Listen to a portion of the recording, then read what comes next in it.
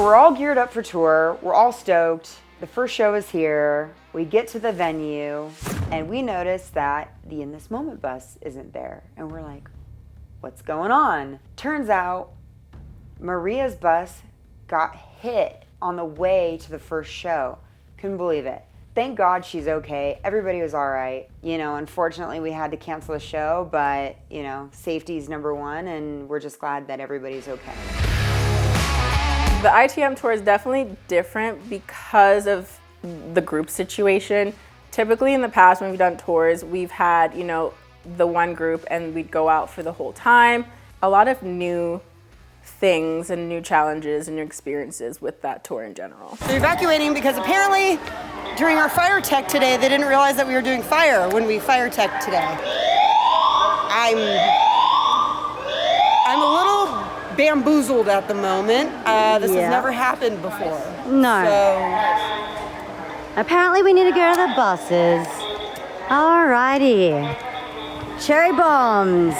Evacuating Connecticut. I don't understand how this venue is not prepared for the thing that we took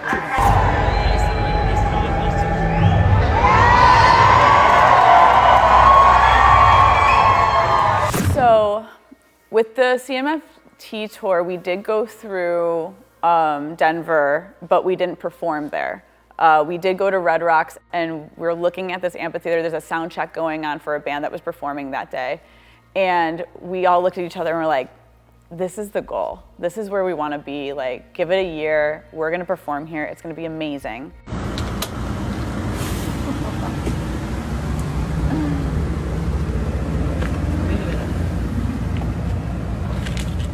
And fast forward, that day was just, it was chaos. It was gratitude. It was all this excitement, and going into it, we just couldn't believe that we were there. We manifested it from a year before.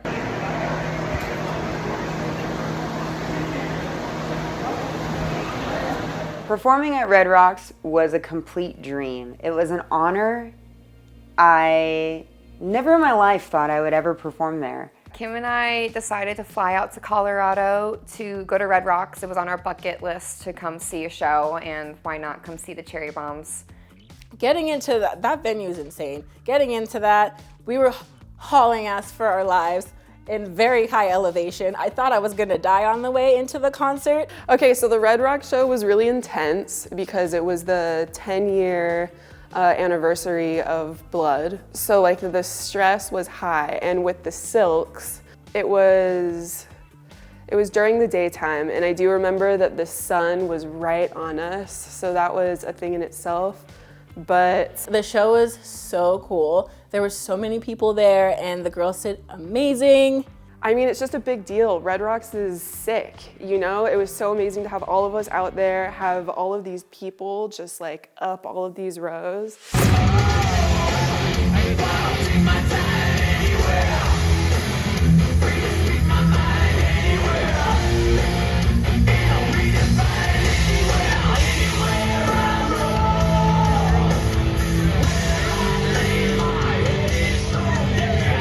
Yeah, and that was the first time I was ever able to say that I got to see Cherry Bombs perform. I've been in Cherry Bombs since 2015, and I finally got to see Cherry Bombs, and I loved it. It was breathtaking. It was, I feel like, a once-in-a-lifetime experience to be able to go there and watch Cherry Bombs perform on that stage. It's definitely like one of the highlights of 2022 for me.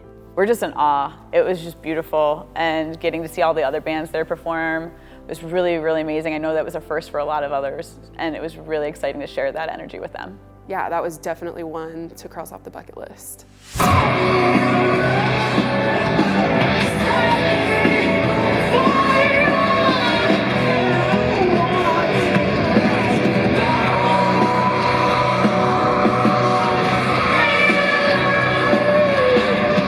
It's just such a unique place to be, and the sky is so open and blue, and the stars were so bright that night. It was magical. So I can't even remember our bus driver's name, but he was not a good fit. Okay, so the bus driver was just like a total trip. He was just a little sleazy. He sent Alicia this really weird text message. You're a super awesome chick with a great personality. Oh, wait for it. Oh, and you have the prettiest feet. Foot emoji. By the way, LOL. It was uncomfortable. The first thing I thought was, my husband's going to murder you. And now I have to live on my bus and constantly wear socks. He had stopped at this place for like a couple hours, between 1 and 2 hours. And one of my crew members had an app on his phone that showed all the starting and stopping points of where we were on our drive. So he brought up his app and he was like, we stopped at this location for like a really long time last night. And then he heard the bus driver the next morning in the hotel lobby complaining about how he had to go back to the massage parlor that he was at earlier in the day because he left his AirPods there and they wouldn't give him back. And he was gonna like fight the bouncer at this massage parlor.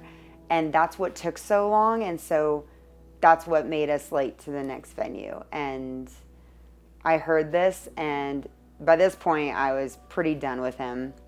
And it got to the point where we didn't feel like we were safe to be on that bus. And we needed him to get kicked out. Okay, guys, hey, real quick. I'm making a decision. We are not going on that bus tomorrow. We're not getting on that fucking bus. That driver's fucking psycho and creepy, and I'm not putting us in that position, okay? So here's what's gonna happen. We're gonna go back to the hotel that we stayed in last night. Tomorrow, we're gonna have to pull out of that show, and I'm gonna find a van and a trailer so that we can get that going, and then we can get to the next destination fine. But after all of that has happened, I'm not putting us back on that position again. It's too dangerous, and I'm not okay with it. Good? Yeah, support you. All right, here we go. But the real kicker was when all of this was brought to the attention of the bus company owner, the owner said, this is bullshit. I'm not here for this woke bullshit. What he said to Alicia was not that big of a deal. So if you're gonna accuse him of this, then I'm just gonna take the bus away today. And he did. He took the bus away that day during a show day. We said, we're just gonna figure something else out.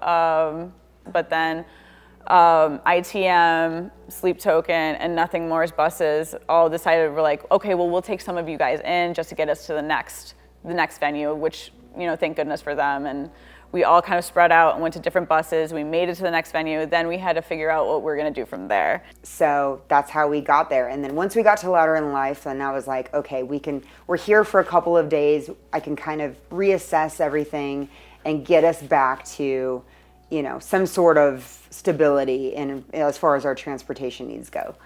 And that's exactly what we did.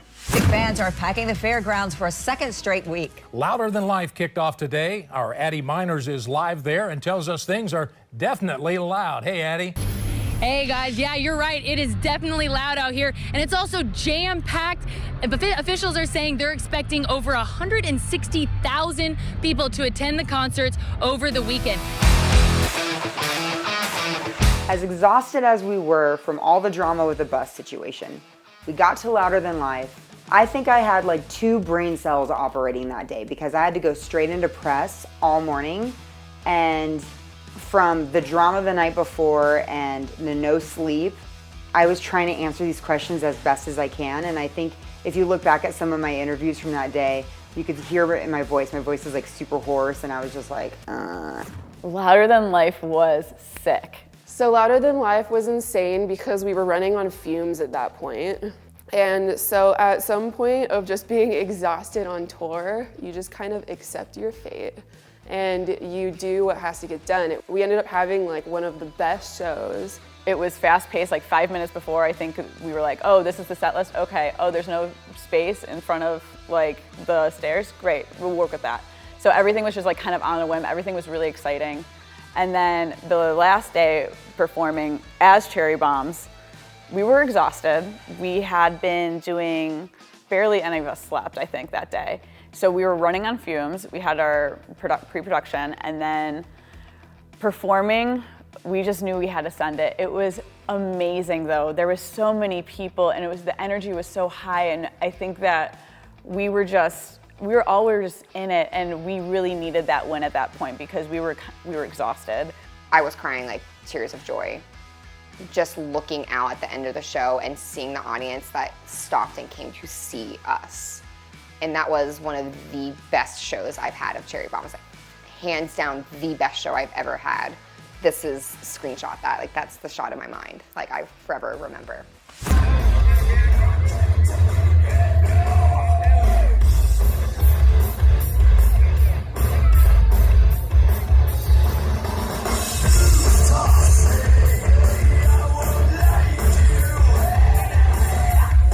To see all these people just show up for us, it was mind-blowing. It was so incredible. It was something we absolutely needed as a win. That was a win. Full stop. That was an absolute win, and we needed that after all the shit we had been through the night before.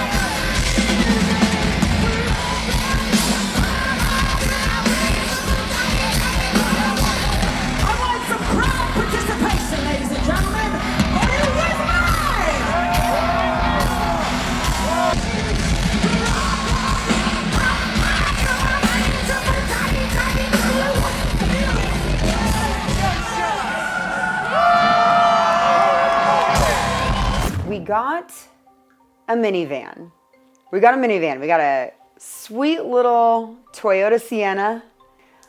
We were doing a lot of driving in that little minivan. Okay, so I actually kind of liked the mom van because this tour was like ridiculous, and it kind of made me feel like I was like normal, like living a normal life, just chilling in my mom van with my fam.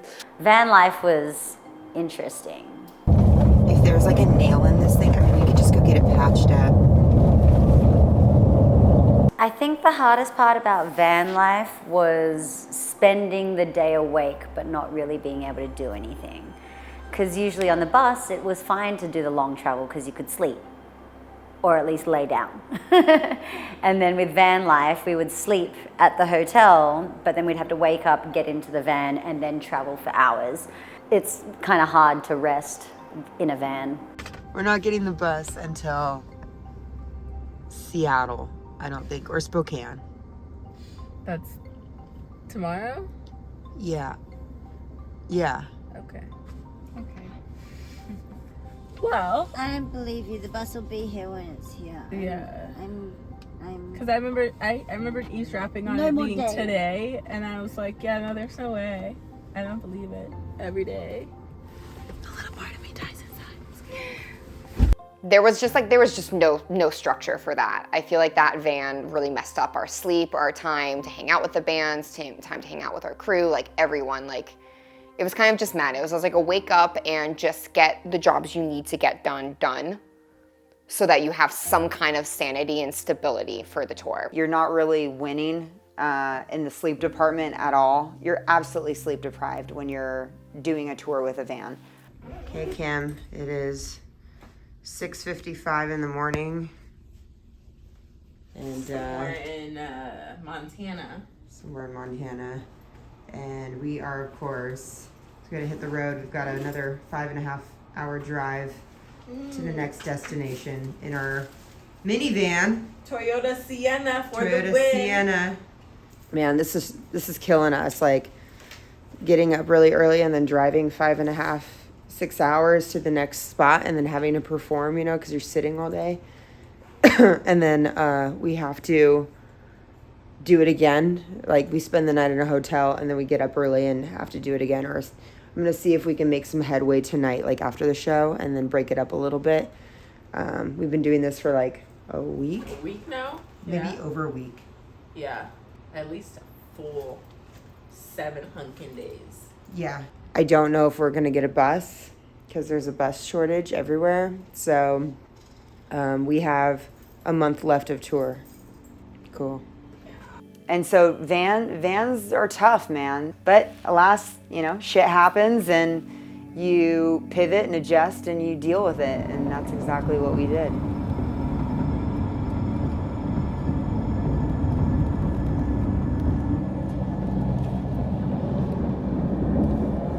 So I started my tour with 6 show days in a row. 6 in a row is tough for any performer, whether you're a musician, a singer, a dancer, whatever. Stressful and exciting and tiring. Those are the top 3 that I can think of at the moment.